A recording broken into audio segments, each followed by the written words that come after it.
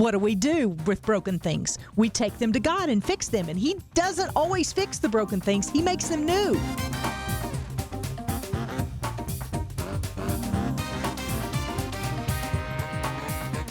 Hello there. You're listening to the Girl Talk podcast brought to you by our friends at Fox Toyota. My name is Carol. I'm Kelly. Hey, I'm Tricia. And we're so glad that you are here. You make time for what you want to make time for. You ever heard anybody say that? Mm-hmm. Have you ever thought of it in terms of an idol? No. Well, No. I Wow. want to put this into a little bit of perspective today for us as we kind of frame this conversation. A couple years ago, I did a Bible study from Kelly Mentor. It's called No Other Gods. And she starts out by talking about going to a museum and seeing some of the idols that history has given us, some things that we've worshiped through the years. And in really engaging us with the fact that we have modern day idols. I'd never thought of this before in my life.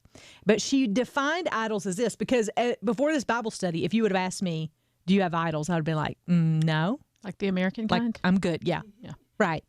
But she says this, an idol is something other than God that we set our heart on, that motivates us, that masters and rules us, or that we trust, fear, or serve. Ooh, that's a great definition. Yeah, should I And give it heavy. to you again? Yeah. Yes, please Okay. do. Yeah. An idol in our lives is something other than God that we set our heart on, something that motivates us, something that masters and rules us, or that we trust, fear, or serve. So that's where we're going to start today, and we're going to dive deep. So put your seatbelt on and let's go. What are some of the most popular idols that I think, or not that I think, but that are the most popular idols of our day? What do you think?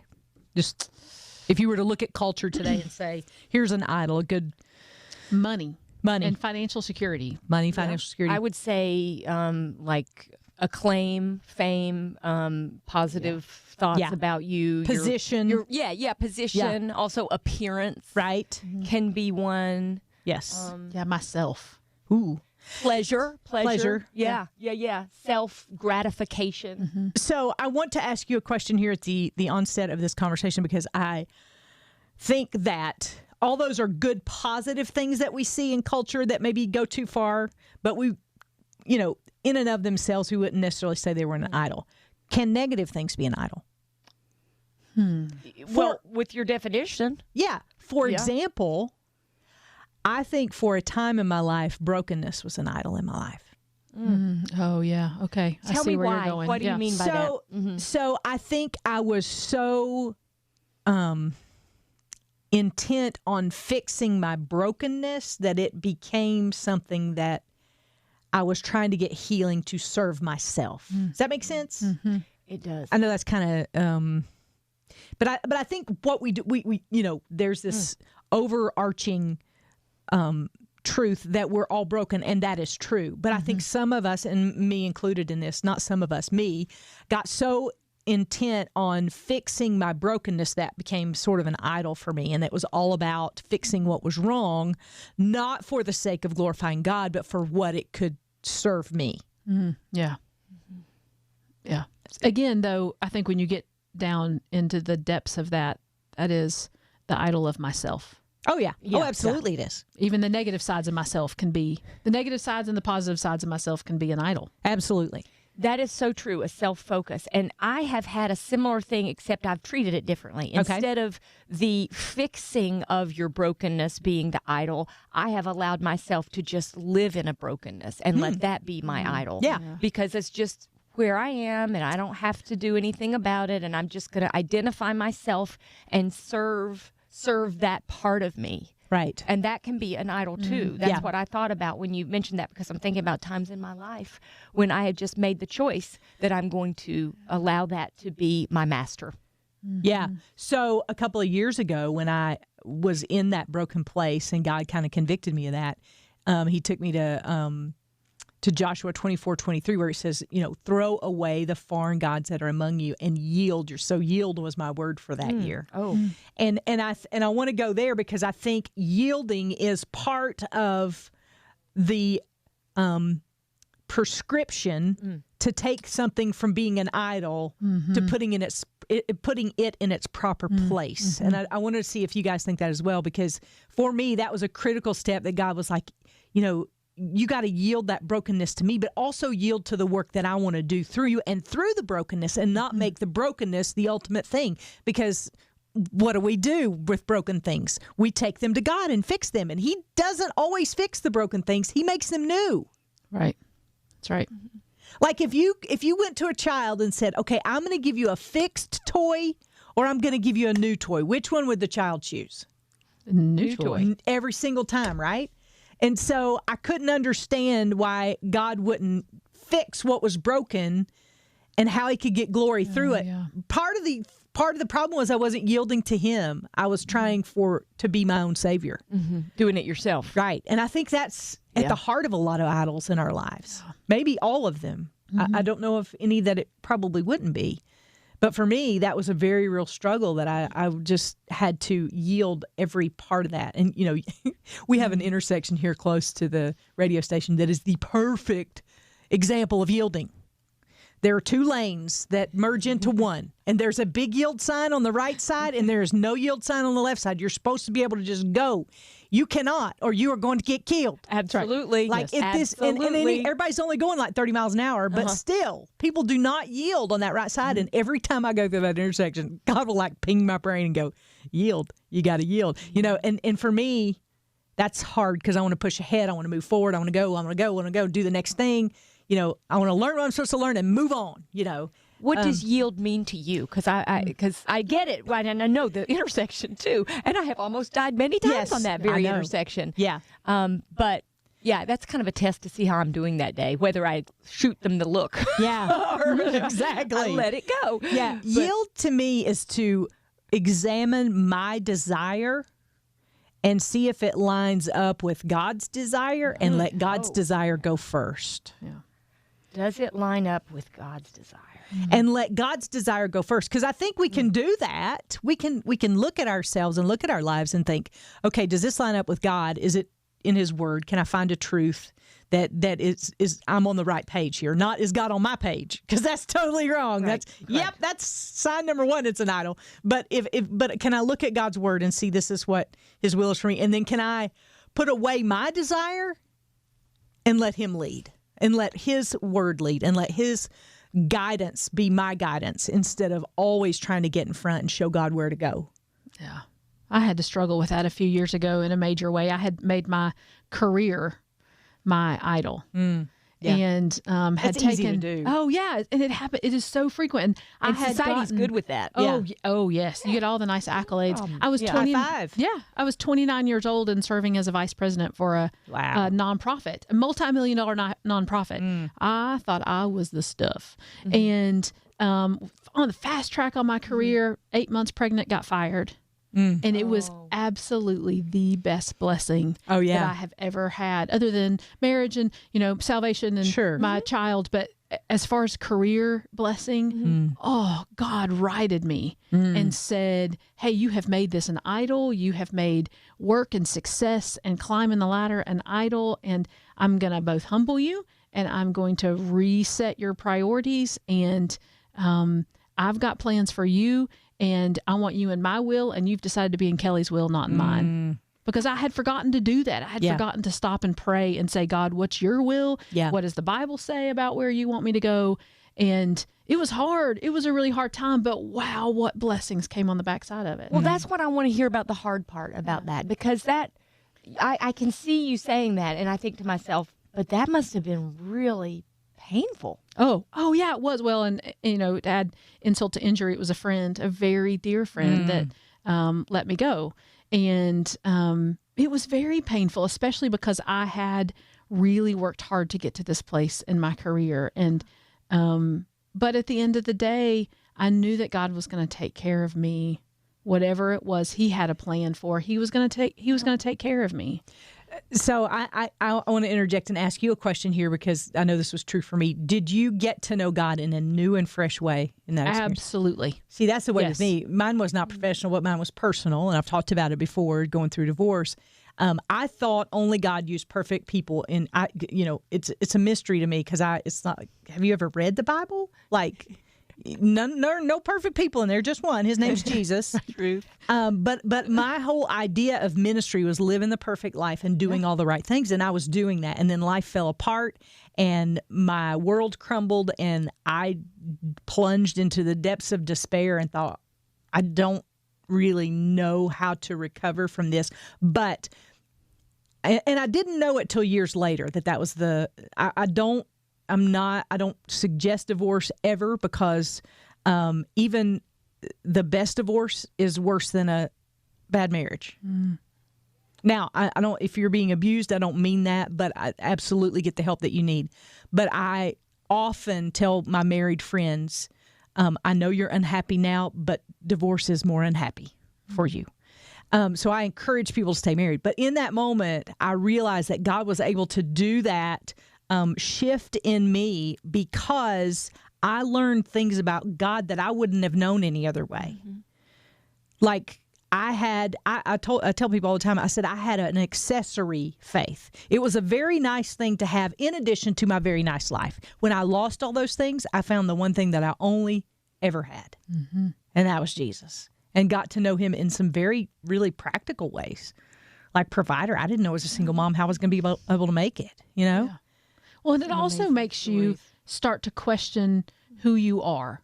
What is your identity? For sure. That was for me. That was the thing that it made me do, was question what have I put my identity in? Mm-hmm. And my identity had gotten wrapped up in my career, maybe for you wrapped up in your marriage or in your ministry, and not wrapped up in the fact that I'm a child of God. And that he is on the throne and has a plan for my life and knows better than I ever will about where I should go and what I should do. I think exactly. You can tell what your idol is when you put so much stock in it, and it's so painful when it's taken away. Yeah. And that can be, our pastor always said, it can be a good thing, but when it becomes a God thing, it is a bad thing. Right. Well, and I mean, in the definition, what motivates us. Yeah. What masters us, what rules us, what we set our heart on. Mm-hmm. I mean, even the definition of it there for me is so powerful. Yeah. Mm-hmm. I think it takes digging to really understand this. I appreciate, because you guys have a lot of, you can look back and see how God identified something and how he walked you through when it was taken away. Yeah. But I think this is a tough one to really figure out when you're living day to day. For the longest time, I really thought that an idol for me was playing tennis or doing like a sport, because that was kind of what I thought about on my off hours. I would put that ahead of sometimes my family. I would be training for it and thinking about it and obsessing on it and spending all this time. And God revealed to me that it's deeper than that. It's not tennis, it's pride or the desire to have someone go, oh, I see what you did there. Yeah, or good job. Yeah. Or attaboy. So you have to dig a little bit to see what it is. And sometimes the symptom is one thing, but it's the deeper cause that God's trying to root out. Well, in your example, in Kelly's example, and in my example, all I think pride is the root. Mm-hmm. Absolutely. Yeah. Like, so is that, maybe we've uncovered something there. Do you think pride is the root of all all things that are become idols? It might be. I mean, it has some implications. What have we stumbled on here, girls? Right, yeah. Just throw the board up. And self. Yeah. That self-focused piece of it. Those things, I think, are completely intertwined. Yeah. Self and pride. And we love ourselves more than we love God. And that's it. And that becomes an idol. Yeah. And so, okay, we've talked about different idols that we've all dealt with and times that we've gone through.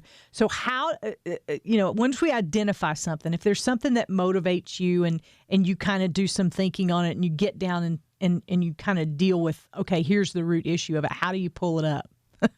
How do you eradicate that? How do you yield? What are steps to take? I think for me, the way that I started to walk out with God's help was accountability. Anytime I think you have an idol in your life or something that has you have an unhealthy obsession with, and that's what I would say about my brokenness. I just had an unhealthy obsession. Everything just, revolved around that broken place, and it wasn't. I go back to the story in the Bible where Jesus said, "Do you want to be well?" Yeah. Like somebody asked me that question, like, "Do you want to be well?" Like, well, of course I want to be well, but I didn't, Right. Yeah. because I'd just rather wallow. Yeah.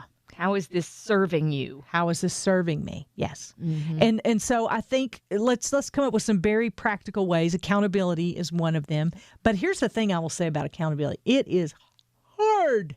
And somebody's going to hurt your feelings because you're going to be defensive about your idol. You know why? Because you put it up on a pedestal, girl. It's your idol. Because it's your idol and you want to protect it and you don't want anybody to knock your happy over. But somebody's going to knock your happy over if they say, no, this is, I think you need to take a look at this. So you got to forge those relationships where you have people who can say to you, yeah. Now, God revealed that to me in my own time with him. And I think he'll start to do that. And confirmation can come with that accountability and even being so bold as to share with somebody, I think this is really a problem. And asking for their input on it. That's a hard conversation to have. I've had a handful of them in my lifetime, and I pout for a while. I'll just be honest. And all the friends that I've asked about that, they will say, yes, she pouted for a time and didn't talk to me for a while.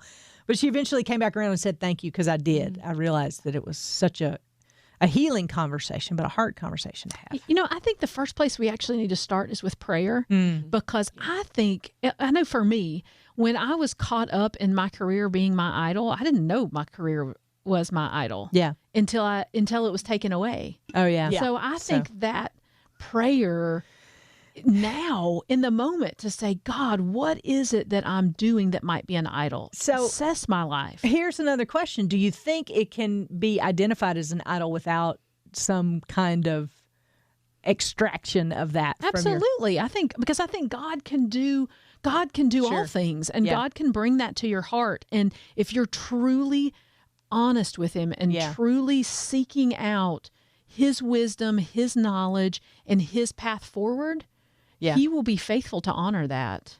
I agree with that. I think getting honest with God, just pouring out to him, and at least for me, I knew when I was putting it as an idol. I knew when I was prioritizing it. So it took me being honest with God. And I could tell somebody else in my life how this was going to honor God. Like I came up with some, sort of ways of thinking about it in a way that might sound like, oh, that's perfectly fine to do that. I'm trying to honor God in this way. Yeah. You can do that. But when that's called justification. Yeah, exactly. The wrong justification. Just if you need a word for it, because I'm very good at that, by the way. Yeah. But I couldn't do that with God. Right. If I'm really being honest with God, it's just like, okay, we both know this is going on here. Yeah. And I think journaling is very helpful to uncover that in your time with God. Right. Agreed. Yeah. That has helped me. Oh, my goodness. And we've discussed this on the program. If I ever pass away suddenly, y'all are to go to my house, burn the journals, dig a big hole. We're doing that for all of us, right? I mean, this is pinky promise kind of deal, and you too. We'll just send us your journal. That's right. But it is true. A lot of that comes out in the journaling process, especially if you feel like that is your gift and you process that way. It can help you process through. So be honest with God. Accountability, journaling, anything else that you would throw into the mix? Yeah, I think just that constant prayer of asking God to fix it. Fix me, Lord. Help me set my heart on you. Help me replace whatever the idol is with you and you only. Yeah. And that takes daily recommitment. Oh, yes. So true. Oh, yeah. You could be real strong one day and the next day. And sometimes it takes multiple times. But I will say, on the flip side of that, if you fail, don't be afraid to ask again. True. Sure. Truth. Because the older I get, the more I'm realizing that this is about progress, not perfection. And if you identify that idol and a week from now, you're like, okay, I know it's an idol. I confess that, Lord, please forgive me. Set my heart right again. Set me straight. And then next week, you're like, oh, I'm back at the same place. don't resign yourself to living a life there. Mm-hmm. Know that there is grace for that place and that you can realign and reset and start all over again. Absolutely. I remember somebody saying, you can tell if it's an idol if it takes over your thoughts. So one way you can start to delve into this is ask yourself, what are you thinking the most about? The thing that rules your mind is the thing that's ruling your heart. And so that can help you identify what it is you're thinking about. For me, what it is I'm thinking about. How much of my time am I spending moving in this direction? And then having the grace when you kind of fall off that, going to God for his grace.